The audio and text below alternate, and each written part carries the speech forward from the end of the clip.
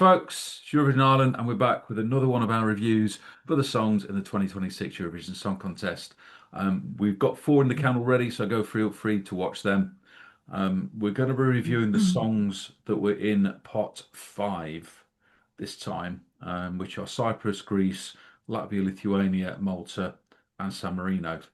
Um, it's just easy to pick the songs that are in the same pot, so that's how we're going to do them. This is the last of our shows that features the songs in the semi-finals as well. We've got one more to come, but that's the automatic qualifiers for the final. Let's introduce the team. We have Rich, Hiya. we have Bogdan, Hi everyone. we have International Man and Mystery James, Hi everyone. we have Sarah, Hi, everyone. and we have me and Staggy, who might be making an appearance here or there from time to time. Now, feel free to like, subscribe, and you can follow us on lots of social media, Blue Sky, X, Instagram, TikTok, and maybe some others that we don't know of. So we're going to crack on, and our first one is going to be Cyprus. I'm just going to wait for the flag to appear. There it is. There it is, the island of Copper, Aphrodite's Isle. Now they're sending a song called Jalla, and it's performed by Antigone. And I'm going to have a run at these Greek names, these Greek sounding names. So we have Antigone Buxton, who's also singing the song Charalambos Kalona, Kora Malali Night, Demetris Nikolaou, Clady Lupa, Paris Kalpos, and Trey Kwa. That's a lot of writers. And the person who's going to be reviewing this one is Sarah. Right, well, Cyprus, what can I say? So, Cyprus this year have decided to sort of go back to sending something that's very typical for them, really. It's a very sort of happy, very sort of party-like song, lots of dancing, big stage performance, a little bit like Eleni Foureira in 2018. And I've seen some live performances of it as well, and I think certainly they're going to do quite well with this. I think they're definitely going to qualify with this. What they do if it gets to the grand final, probably sort of be about sort of mid-table. But yeah, I found it quite enjoyable to watch and to listen to. Yeah. Okay, thanks, Sarah. Now, as you'll know, we're giving each of us gives each song a score out of 10, so there's a maximum available of 50, and we'll put the results from this show with all of the other five that we're recording, and you can see if we can pick a winner in Vienna in May. So let's go over to Sarah and give us your score out of 10 for Cyprus. I'm going to give it a 7. 7. Thank you, Sarah. Bogdan? This is one song that I can't get out of my head. I'm singing it constantly all the time. And that's a good thing, I think. So for me, it's an 8. An 8. Thank you. And Rich? It's an 8 for me as well.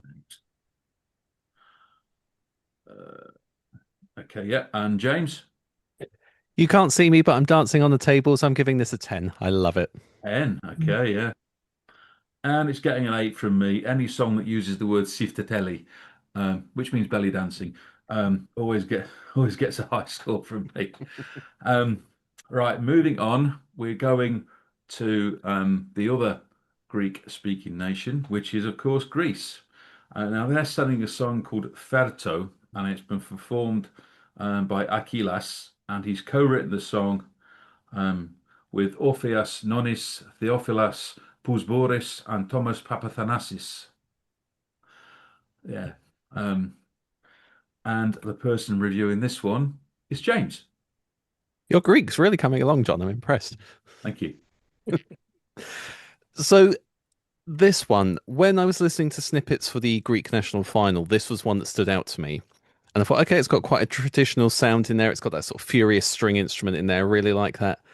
When I saw it at the Greek national final, I remember thinking, oh, this is not quite what I thought it was. This feels a lot more, I don't want to say gimmicky, but it sort of felt a lot more, a lot more upbeat and funny. It didn't sort of feel as serious and dramatic and ethnic as it did in the snippet. But I noticed that I was singing it 10 minutes later, and it's just been wheeling around in my head for months. It said, "Feto, feto, mu feto, feto, mu feto." Once it's in, it's very, very hard to dislodge. Um, I think Aquilas is a bundle of energy, and I think he's going to have the televoters of Europe eating out of his hands. I think Greece have done something very special with this. I can see this one being up there. I know everyone's saying Finland have got it, but I can see this one being hot on its heels. I think in terms of a televote, I think this has more appeal than Finland does. And Greece, even when they don't try terribly hard at this contest, they still manage to do lower top 10. So I think with something like this, a bit of momentum behind them, I think we could see Greece very easily in the top 5 of this. And yeah, I think it's brilliant. It's funny. It's got a little ethnic flourish in there. And yeah, very well done, Greece. I'm impressed with this one. Thanks, James. What's your score for Greece? I'm going to give out another 10. It might surprise you. 10. Okay. I don't like it. It's getting a 3 from me. Sorry, Greece. Sarah? I'm going to give it a 6. I'm not a real big fan of it either. Okay. And Bogdan? 8. 8. Okay. And Rich? 7. 7. So as you'll see somewhere on the screen, Greece gets a Eurovision Ireland score of 34 out of a possible 50. Yeah, not bad. We're going Baltic now. Well, for the next 2 actually, and we're going to Latvia. One-time winners. There's the flag. That's definitely not Austria. They're sending a song called Ena, which means in the shade, and it's performed by Atvara.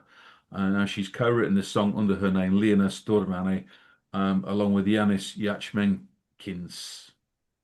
Apologies to any Latvians out there. It's over to Rich. And again, I'll say apologise to any Latvians out there because, yeah.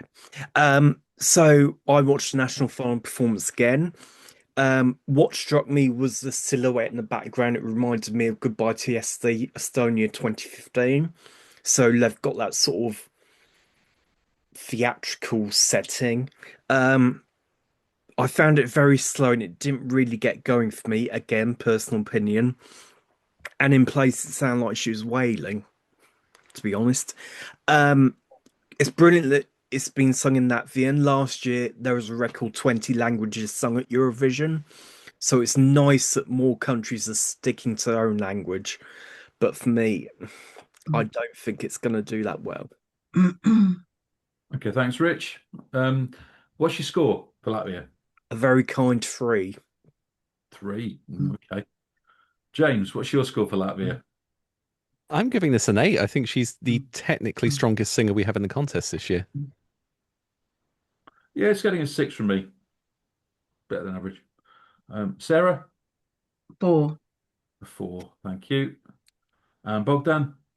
It's a 4 from me too. 4. It's much more fun when we all disagree, isn't it? Yes. Yeah. 25. 50%. Staying with the Baltic, we're a bit further south, and we're going to Lithuania. Always triers, yet to win. They're in the first semi-final, the opposite to Latvia. They're sending a guy called Leon Cheka with a song called Solo Quiero Más, and it's sung in a variety of languages. Leon Cheka has written it under his real name of Thomas Alenchikas, along with Aurimas Galdelis. And we're staying with Rich. Now, I didn't realise until about an hour ago, but Leon is actually the drag act of Alan. So it's the whole character, which I didn't realise. He performs in a very glittery face. Again, I watched the national final performance to review this. It was performed in a very dark atmosphere, but very theatrical as well. So I'm hoping the staging in Vienna, again, will be very theatrical because I think that'll draw the viewers in. It does get very upbeat, but again, Leon, rather than dancing, it's quite robotic in places. So there's a bit of work to do there, but I'm expecting something big from Lithuania and Vienna. Thanks, Rich. What's your score for it? 7. 7. Okay. James? I'm giving this a 10. I think this is a real dark horse. It's getting a 7 from me as well. Bit of performance art, and it's going to grab the crowd. Sarah? 5 from me. 5. And Bogdan? Middle of the road, it's a 6. 6. 35. Not the worst score in this show. Not the best, but there we go. Never know. Next we go to the Mediterranean's happiest rock. It's off to Malta. They're sending a song called Bella by Aidan. Now, Aidan's tried his stuff many times before, and he's finally got his turn. And it's been sung in English and in Maltese, which I'll come on to. And he's co-written it with Joop van der Boom and Sarah Bonici, whose name you might recognise from a contest a couple of years ago. Now, Aidan, as I said, he's tried before. He's finally got in. I think he's had better songs that have not qualified, but I do have a lot of time for this, not least because of the fact he sings a bit in Maltese, which is always a bit of a a red rag for me. What can I say about it though? It's very downbeat, in a ballad sort of way. I can imagine it featuring in a Bond film. We seem to be getting a regular thing where there's a Bond theme featuring in every contest, and I think this is this year's Bond theme. But it could also be like any song from like a 1960s sort of slightly arty film. It's got that sort of feel about it, and it draws me in. It really does draw me in. As he's a massive fan of Eurovision, he's going to put his all into this, and I don't think we're going to get a bad performance out of him either. Could it qualify? I would like to see this one qualify. I know it's not doing well with some of the odds, but I do really like this. There's something about it, and it could quite easily draw you in and pick up probably more jury than televote. But who knows? If there's a handy televoting audience out there who likes a good Bond theme, they will go for it. So much so, I'm giving this an 8 out of 10. Right, Sarah, what's your score for Malta? A 6. 6, thank you. Bogdan? It's a 6 from me as well. 6, okay. And Rich? 7. 7, thank you. And James? Sorry, Malta, it's a 4 from me. It sort of leaves me quite cold. Okay. It'd be a dull old world if we all like the same stuff, as I always say. Yeah. Right, our final one in this show is everyone's favourite. We want from everyone, the Mediterranean's happiest rock, to everyone's favourite Serene Republic. We're off to San Marino, and the flag will pop up very shortly. We have Eurovision veteran Senhit. Yes, she's back again. Valentina's going to get jealous. She's singing a song this year called Superstar. Now, will it feature Boy George or won't it? We don't know. That's going to be one of the talking points in the weeks to come, I think. Now, looking at this, there is a cast of 6 writers, only 6, and they are Anders Vretov, George Allen O'Dowd. I wonder who he could be. Julie Orgard, whose name has cropped up already in our reviews. John Emil Johansson, Thomas Stengard, his has as well. And of course, Senhit Zadik, who's the performer. Now, our reviewer for this one is Bogdan.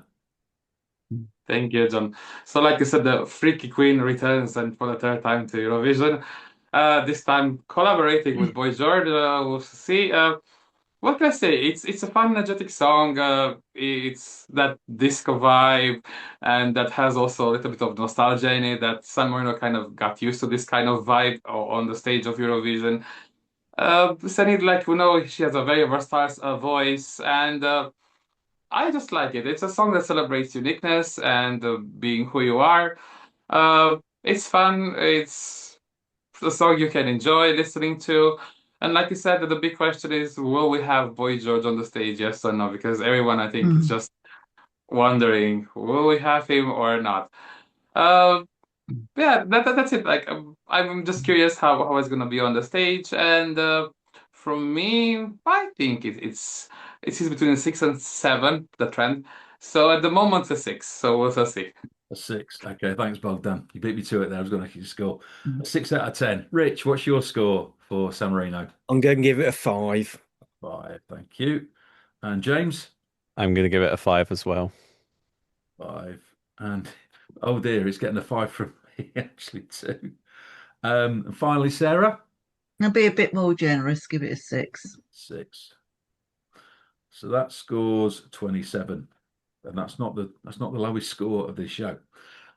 So you'll be able to see the scores there, but we just know that the winner of this little half dozen on 41 is Cyprus. As I said at the top of the show, if you like our views, like and subscribe. Feel free to comment. If you're watching us on YouTube, there's plenty of room for comments, and we will endeavour to respond to all of your comments. Find us on Blue Sky, X, YouTube, well, YouTube, yeah. All the rest. I might cut some of this out. And tell us what you think.